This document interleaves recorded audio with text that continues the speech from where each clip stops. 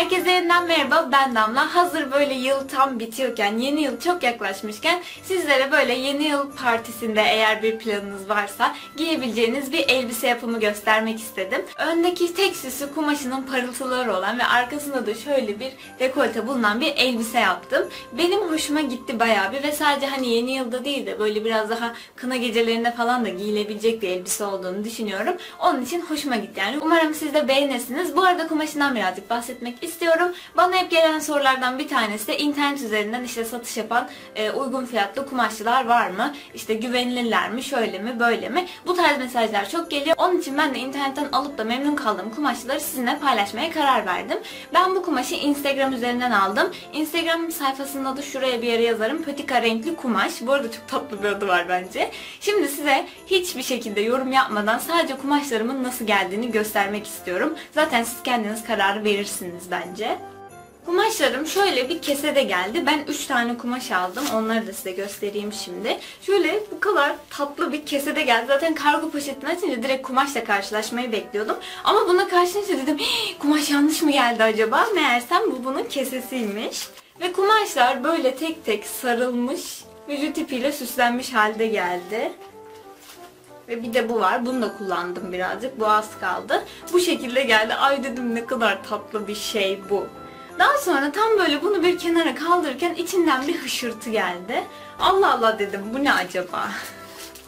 Bana şöyle dikiş temalı bir düğme seti göndermişler. Kameram odaklayabilirse. Şu içinde mezzodan şeyler falan var. Dikiş makinesi var, iplikler var, makas var. Şurada görünmüyor. Çok tatlı değil mi? Ben bunları böyle peş peşe görünce inanın ki çıldırdım yani. Gerçekten işini iyi yapan insanları çok seviyorum. Şimdi daha fazla söyleyecek bir şeyim kalmadı galiba. Eğer videom hoşunuza giderse beğen butonuna basmayı ve videoların devamını görmek isterseniz kanalıma abone olmayı unutmayın. Ayrıca yeni yılınız kutlu olsun. Umarım 2019 hepimiz için böyle çok güzel, gerçekten çok başarılı bir yıl olur. Kendinize çok iyi bakın. Elbisem için böyle bir tarafı simli bir tarafı kahverengi triko bir kumaş kullanacağım. Benim kumaşım 1,5 metreydi ve bana fazla yetti, hatta biraz da kaldı. Videonun başında belirttiğim gibi ben bunu bir Instagram sayfasından aldım. Pötika renkli kumaş diye bir sayfa. Şu anda ekranda adı yazıyor zaten. Ayrıca videonun açıklamalar kısmına da linkini bırakırım. Ve bu kumaşın devamı da var yani. Tam olarak parça bir kumaş değil bu. Devamını eğer isterseniz orada bulabilirsiniz. Şimdi kumaşımı seriyorum ve tek yöne doğru 4 kat katlıyorum.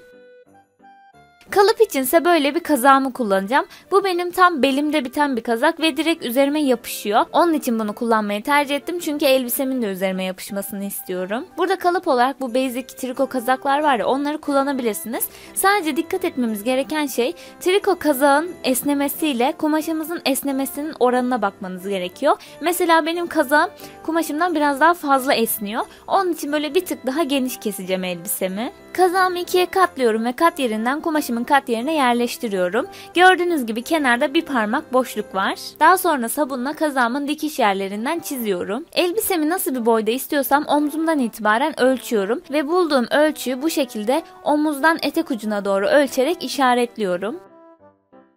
Daha sonra kazağımın belinden itibaren bu ölçüye doğru mezorumu çapraz bir şekilde yerleştiriyorum. Ölçtüğüm ölçüden bir tık daha yukarıda olmasına dikkat ediyorum. Çünkü direkt dümdüz kesmeyeceğiz. Oraya birazcık eğim vereceğiz. Kenarlar biraz daha kısa olacak. Eğer burayı dümdüz keserseniz eteğiniz böyle kenarlardan kulakçık yapar. Onu istemiyoruz.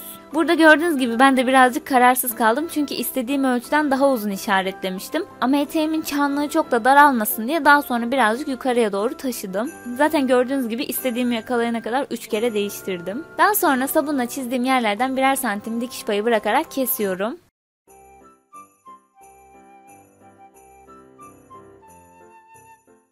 Parçalarımdan bir tanesini kenara ayırıyorum ve bunun yaka kısmını iyice derinleştiriyorum. Bu parçam benim arka parçam olacak. Sırtında bir dekolte istediğim için burayı ben derinleştirdim. Ben bu yakayı sonradan yine daha fazla derinleştireceğim. Burada tamamen göz kararı yaptım. Daha sonra üzerime deneyerek değiştireceğim. Ve diğer parçamı alıp kol oyuntusunu birazcık tıraşlıyorum. Burası çünkü ön tarafa gelecek daha düzgün durması için.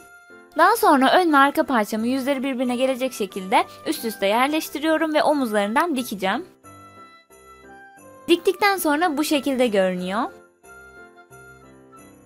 Parçalarımı bu şekilde ayırıyorum ve bu araya şimdi kolları keseceğiz. Kalan kumaşımı bu şekilde yine tek yöne doğru 4'e katlıyorum. Ve kat yerine kazağımın kolunun kat yerini yerleştiriyorum. Ön ve arka parçayı kazağıma göre biraz daha geniş kestiğim için kol parçasını da biraz daha geniş kesmem gerekiyor.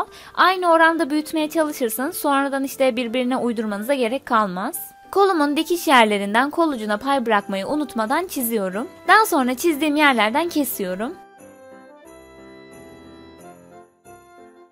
Kestikten sonra parçalarımı bu şekilde ayırıyorum ve bir tarafını birazcık tıraşlıyorum. Burası ön parçamıza denk gelecek. Sabunla işaretliyorum. Artık bunu sürekli yapıyorum zaten, siz de biliyorsunuz.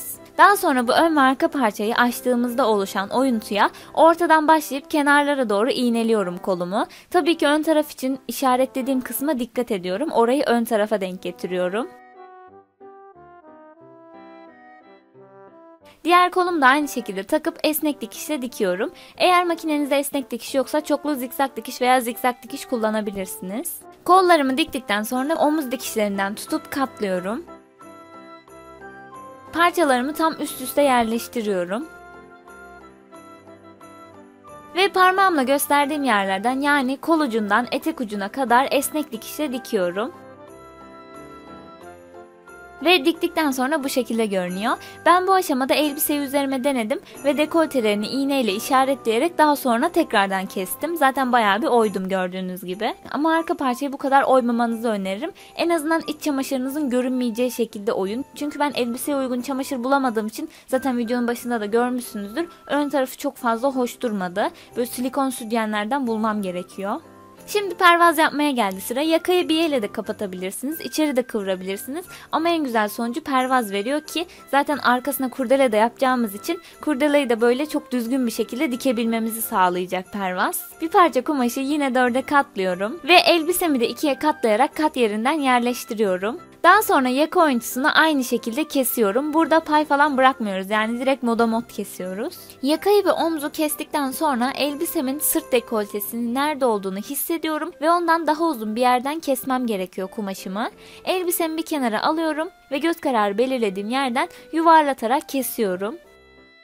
Daha sonra bu parçalarımdan bir tanesini ayırıyorum ve bu sefer elbisemi arkasından katlayıp bu parçanın üzerine yerleştiriyorum. Daha sonra bu görünen ön parçanın yakasını içeriye doğru sokuşturuyorum ve arkadaki dekolteyi tamamen kumaşın üzerine yerleştirmiş oldum. Ve tekrardan arkayı taklit ederek kumaşımı kesiyorum. Şimdi pervazımı hazırlamış oldum. Parçalarımı yüzleri birbirine bakacak şekilde üst üste yerleştiriyorum ve omuz kısımlarından dikiyorum. Diktikten sonra bu şekilde görünüyor. Bu şekilde dikine doğru 2'ye katlayıp fazlalık kısımları temizliyorum. Yani böyle her yerde sadece kalın bir şerit şeklinde olsun istiyorum pervazım. Ön parça ve arka parçanın bayağı bir büyük farkı var zaten gördüğünüz gibi. Ve pervazım böylece tamamen hazır oldu. Şimdi elbiseye geçireceğiz. Elbisemi düz yüzü bana bakacak şekilde ve pervazımın ters yüzü bana bakacak şekilde, yani bu kumaşların ikisinin yüzleri birbirine bakacak şekilde pervazımı elbisemin yakasına oturtuyorum. Tabii ki önce omuzlardan hizalıyorum ve bütün çevreye iğneliyorum. Ön tarafı iğneledikten sonra arkasını çeviriyorum. Arka tarafa omzundan 1-2 parmak aşağıya bir bağ yapacağım. Bu bizim yakamızın dağılmasını engelleyecek. Kurdelemden böyle göz kararı ama uzun bir şekilde 2 tane parça kesiyorum. Ben burada siyah saten kurdele tercih ettim. Ama siz bunun rengini değiştirebilirsiniz. Hatta direkt kendi kumaşınızdan da yapabilirsiniz. Ama ben böyle bir tık farklılık katmak için hem de çorap çizmelerine uyumlu olur diye düşünerekten siyah kullandım. Daha sonra bu parçaları gördüğünüz gibi elbisemin üzerine ama ters tarafa olacak şekilde, yani normalde dekolteye doğru gelecek ama bunun tam tersine doğru iğneliyorum. Ucunu da birazcık dışarıdan çıkarıyorum bu arada. Kurdelemin ucunu bu şekilde iğneledikten sonra pervazımı tekrardan üzerine koyup iğnelemeye başlıyorum.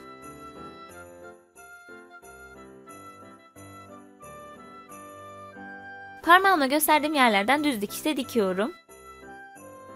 Ve diktikten sonra bu şekilde görünüyor. Şimdi yuvarlak kısımlara minik minik çıtlar atıyorum. Burada çıt atmak gerçekten önemli çünkü tersine çevirdiğimizde düzgün bir görüntü olmaz.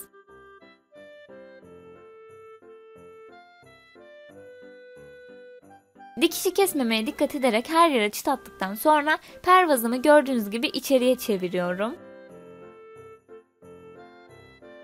Çevirdikten sonra tekrardan kenarlarını iğneliyorum. Çünkü burada bastırma dikişi yapacağım. Bu arada o bastırma dikişi dediğim tabiri benden başka kullanan var mı bilmiyorum ama siz ne olduğunuzu anlıyorsunuz zaten, sıkıntı yok bence. Kurdelemizin uçlarını az önce pervaz ve elbisenin arasına ters bir şekilde yerleştirdiğimiz için pervazı tersine çevirdiğimizde gördüğünüz gibi tertemiz, o da kendi kendine dikilmiş oluyor burada. Hiçbir yerde ucu falan görünmüyor yani. Tekrardan bu kenarları çepeçevre dikiyorum. Ayrıca pervazımın içeride kalan kısımlarını da terle içeriden diktim. Dışarıdan görünmeyecek bir şekilde dikmeye dikkat ediyorum.